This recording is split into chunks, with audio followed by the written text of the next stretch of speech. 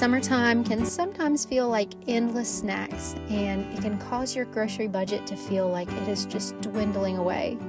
So today we're going to talk about some helpful and delicious summer snacks.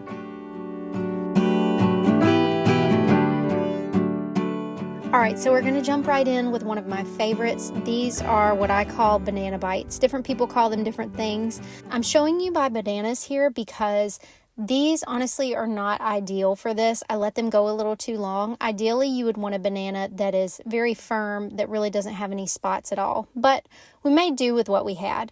So you're going to start out by cutting your bananas in slices. Find a helper if you can. And you're going to place the bananas on a parchment paper lined sheet. Wax paper also works fine for this. So you're going to freeze these at each step of the process, and I will kind of explain that as we go. So first of all, you're just going to cut the bananas in little slices and place them individually. You want them to freeze separately. If you group them together, then they will freeze as one big clump, and that's not what we want. I think that there are different versions of this at different retailers and things. I think that Trader Joe's maybe makes a version. I've never tried them before. I also think maybe Dole has a version. Once you have them all sliced like this, you're going to freeze them. And ideally, you would do these steps all in one day. I did not do that, and you will see that I'm wearing a different outfit at every step. But you're going to place peanut butter on all of those and freeze them again. And then you're going to come back and you're going to dip them in chocolate. You will see I have chocolate and flour on my shirt. And that's just life in the kitchen sometimes. But yes, ideally, it would be best to do this all in one step. Now, you can do whatever you want with these. Sometimes we like to top them with a little bit of salt so you get that sweet and salty situation. And then once they are all frozen, I put them in a container like this and I layer parchment paper in between. That way they just, again, don't all clump together. These are so delicious. I love this snack. All right, so this one is a little bit different. Obviously, this is not something that I made. This is not a homemade treat. And I'm also not claiming that it is a health food, but I just feel like Kettle Chips in the summer are so delicious. And again, these are from Aldi. They are the sea salt and vinegar chips, and they are, in my opinion, so good. They make me think of the beach. I think it's very much like an outdoor summer picnic kind of chip. So I just wanted to let you know, in case you had never tried these, that I think they're very good. All right, this next one is one that I call energy balls. They are very popular. This is not something that is original to me. So I'm just assembling my ingredients here. I usually use honey to sweeten these, but I am running out of honey, so we're going to supplement with maple syrup. The basic idea of these, there are so many different versions on the internet, and the basic idea is that it's sort of like this oatmeal cookie granola type of thing. You can definitely personalize it with your toppings and what things you choose to add. Usually, as far as the wet ingredients, I'm doing peanut butter, I'm doing vanilla, and I'm doing some sort of sweetener, so the honey or the maple syrup. And then you are adding in oats, chia seeds, and chocolate chips. Again, you could also do nuts, you could do raisins. There are lots of different ways to vary this.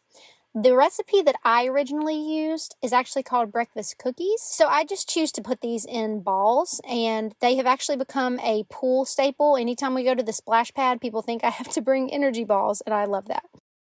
A new snack for us this summer has been these disposable popsicle bags that you can buy on Amazon. So this is the idea of those fruit popsicles that we used to have as kids all of the time, but you can fill them with what you want. So here I'm showing you a few that I did a smoothie mixture. So I did yogurt and berries and almond milk. So I decided to try a different one this time, and we haven't tested it out yet, so I will let you know how it goes. But I found this fruit juice at Aldi. It made me think of whenever I vacationed in Hawaii, whenever I went in high school, and we had pog juice. It was passion, orange, and mango. So this is a mango and passion fruit juice, and I thought this would probably make a really good and refreshing popsicle. These popsicle bags, yes, they're not reusable, and so you do have that disposable aspect there, but these can be a really nice alternative, and it's nice that you can control what's going in them.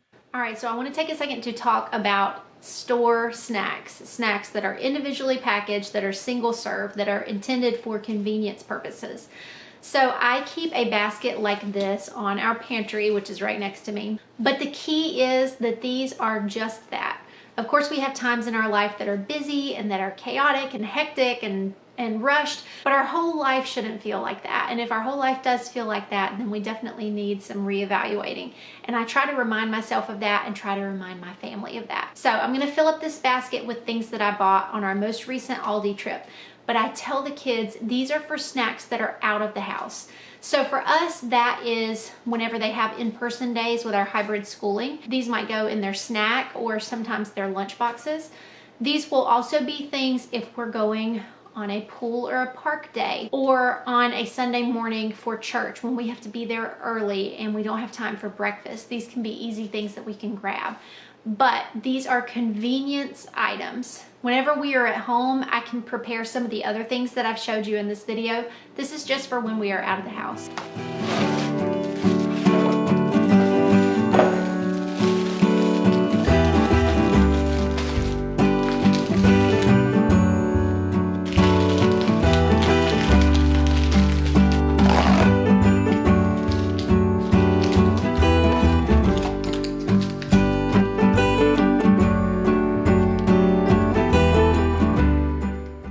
All right, for the last little bit here, I just thought that I would go along and show you some things I found on Pinterest that I found inspiring. I'm not big on the whole celery peanut butter thing, but I thought that was super cute for a road trip. These Snickers Froyo Bites, I don't know how I haven't tried this already.